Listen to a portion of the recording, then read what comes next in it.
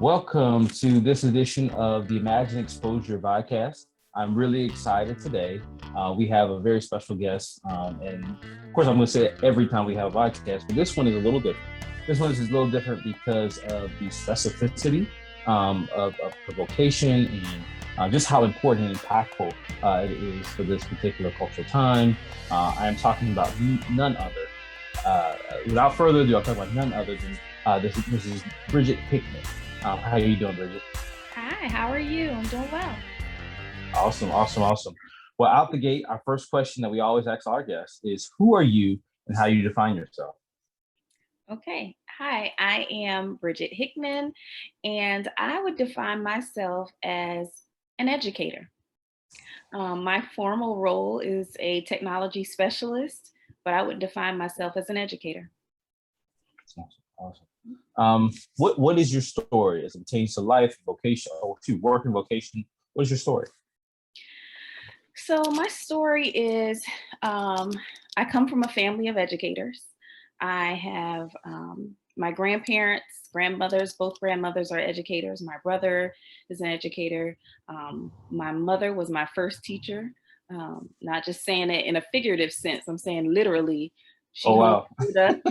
Yeah. She homeschooled us. And so I grew up wanting to learn and loving learning. So as it pertains to what I do currently, I currently am a technology specialist, as I mentioned before, and all of those things growing up have taught me to love learning.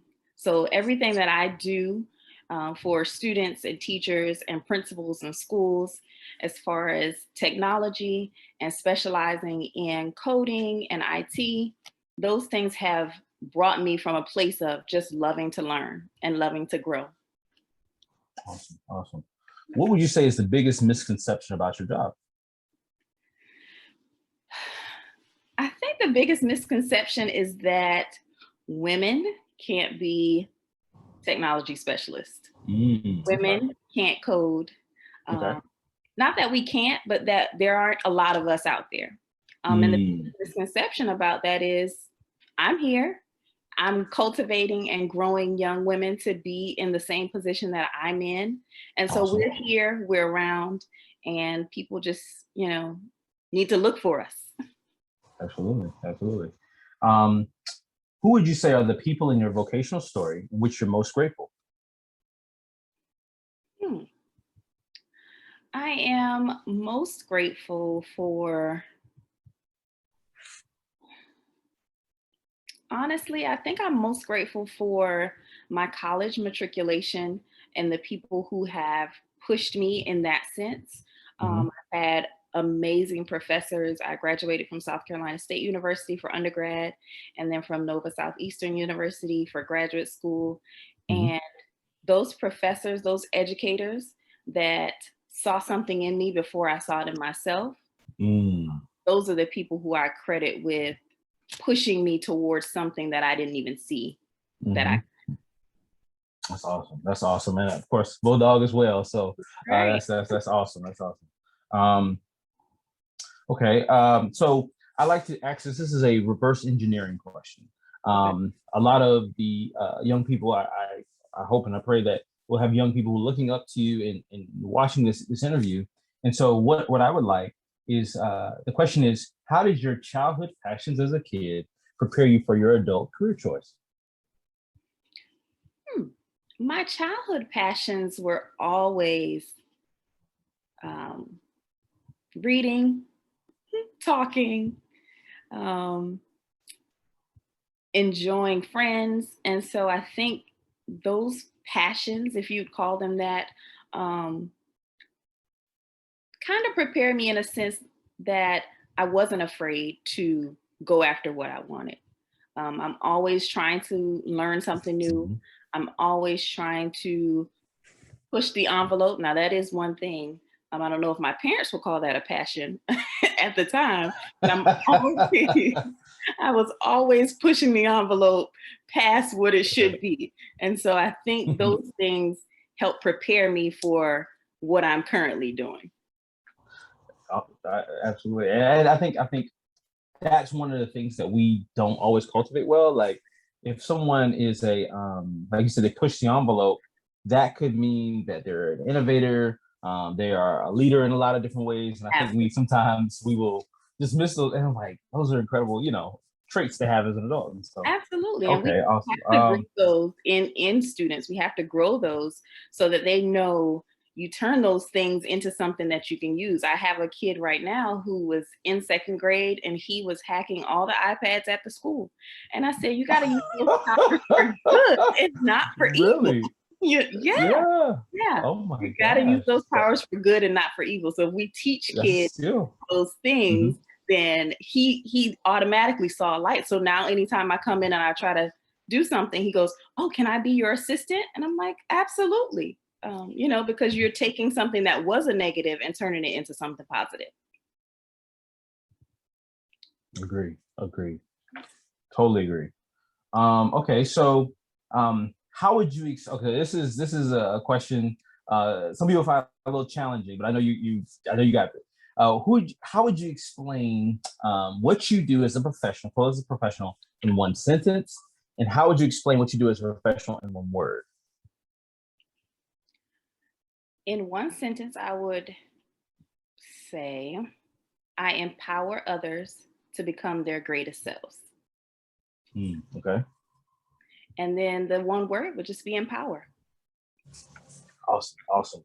Okay, what do you love the most about your job?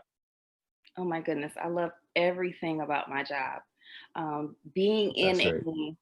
school setting, working with teachers and principals and students, um, allows me to pour into others because I have Hmm. knowledge, because I've gone to school and learned some things, but giving back to someone else and letting them know that you can do anything you put your mind to, not just because you see what I'm doing and you think, oh, that looks cool, or Miss Hickman does this, but you can do anything that you put your mind to. So that's the best thing about my job. All right. What would you say is the biggest challenge in your work? What do you find the most challenging? I think the biggest challenge is people think that I know everything because I Mm, am so good at what I do.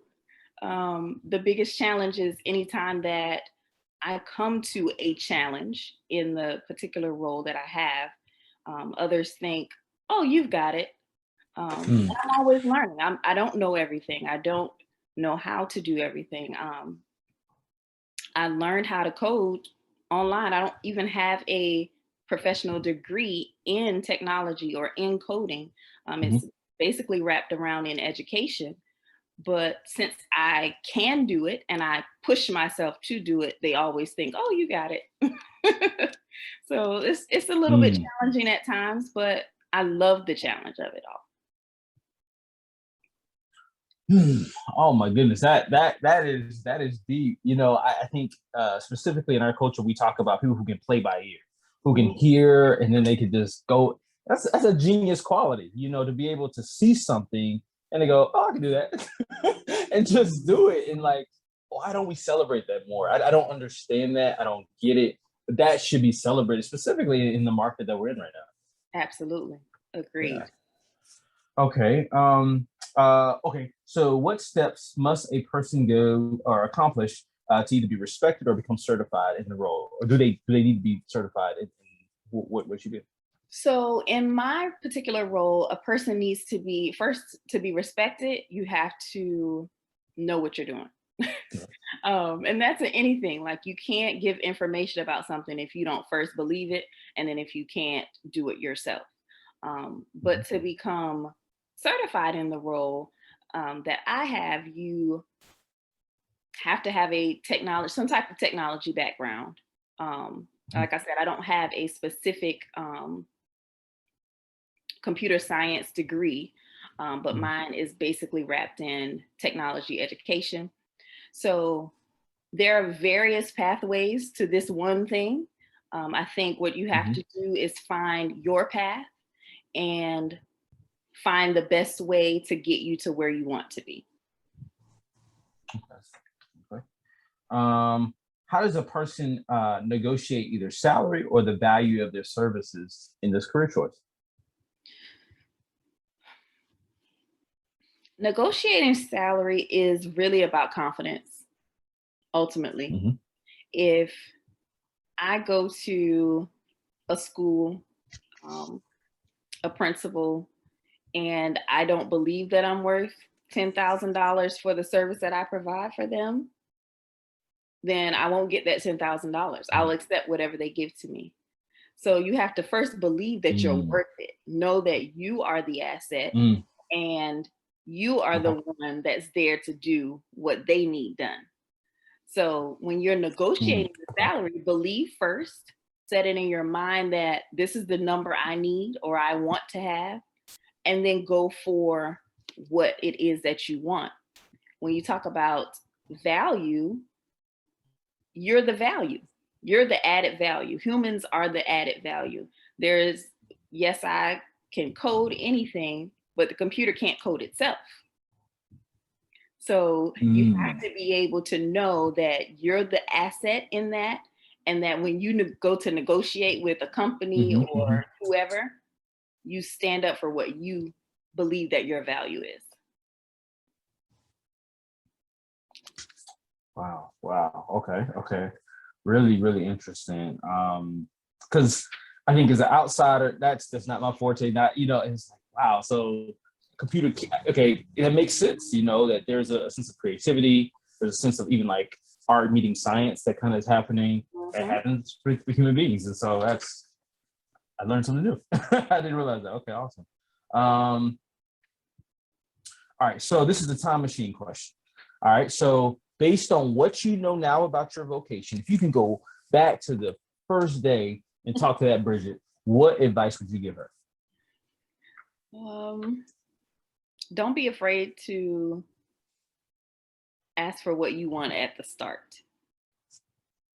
From the beginning, know your worth and know that, yes, there are other people who can do what you can do, but nobody can bring you to the job because there's only one you.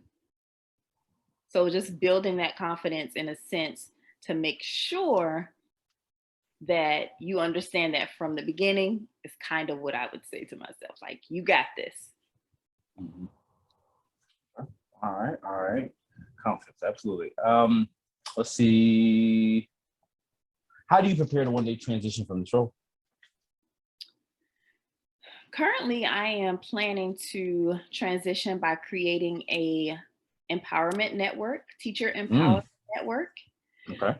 And this teacher empowerment network is going to be, or it is created to reach back to educators of Black and Brown girls. So that's why I kind of have this pin on that says "Girls Run the World," Mhm, because mhm, I feel like, in a sense, Black and Brown girls don't have, one, the confidence to know that they're good in math and science. So mm, a lot of times we don't believe that we can do it. mm, So reaching back is my ultimate goal. mhm, Stepping outside of this role and just passing the knowledge along to the point where kids in elementary school know that, okay, I can be whatever it is that I want to be. So that's my current trajectory of trying to leave the role. I want to leave it better than I came in. okay, okay, sure. One thing that we ask our guests to do is to create something called a cultivate countdown, kind of like 2 or 3 steps, 5 steps that, and I know you can't encapsulate all that you do in a few steps, right? But what would you say are some core principles, if you will, about how you engage your role from an information technology perspective? Core principles.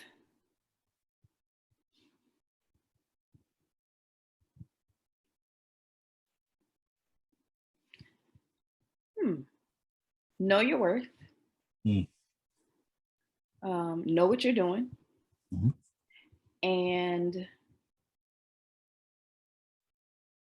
leave something behind. I feel like a lot of times we do things and we're good at things, but we have to leave something behind for those that are coming behind us. So when I am creating something, when I am um, making anything, I try to, for a company or a person, I always try to educate them in a sense Mhm. so Mhm. that I'm not the one that's holding all the knowledge in this place. I have to leave something for others. And please finish. Yes.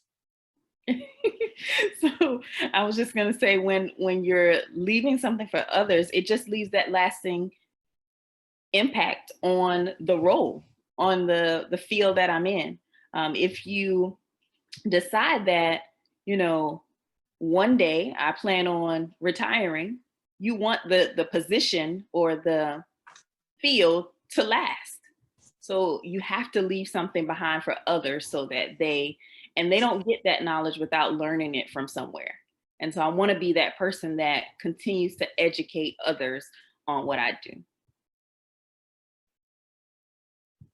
And I was just going to say, and I think that's what you're doing right now. I think right now, given this wisdom, this guidance, this counsel, I pray and I hope that generations will be able to engage with what we talked about today. For Thank you. sure. Um, would you have one motivational quote that is unique to you that you say this is the quote for Bridgette Hickman that you want to share to the world? Never be afraid to be a poppy in a field of daffodils. Okay. And that's Okay. not my quote. It's Michaela DePrince, and she's a ballerina. Okay. And you can look up her story, but it just rings true for a lot of us. Don't be afraid to Mhm. stand out. Don't be afraid to be the different one when there are others who, my field is primarily white male. And Mm. when schools come and see me come in the building, they go, wait, you're the person that's coming to fix this and to do this? And I'm like, yep, it's Mhm. me. So never be Mhm. afraid to stand out and Mhm. celebrate the fact that you are there, and you're different and it's okay to be different. That's really cool. All right. Well, thank you so much. That is our final question, official question. Is there anything else you want to plug, you want to talk about? You want to use this opportunity to connect the dots to something you're doing? Yeah, so I am currently working with my business partner. We are CEOs of an organization called Like it? B.E.ConnectED Educational Consulting Services. Mhm, And mhm, we have the Teacher Empowerment Network that I spoke about earlier, but we also have a girls empowerment group, and we do mhm, something called Girls Who Code.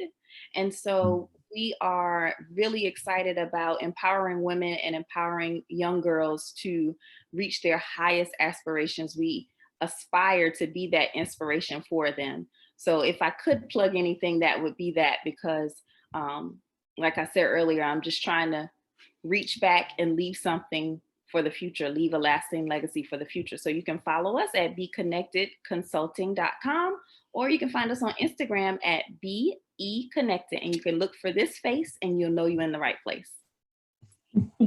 Well, Bridgette, thank you so much for your time, your expertise, your wisdom. Thank you for imparting that on us. I really appreciate it. You have a great one.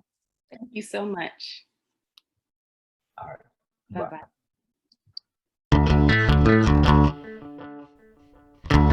bye.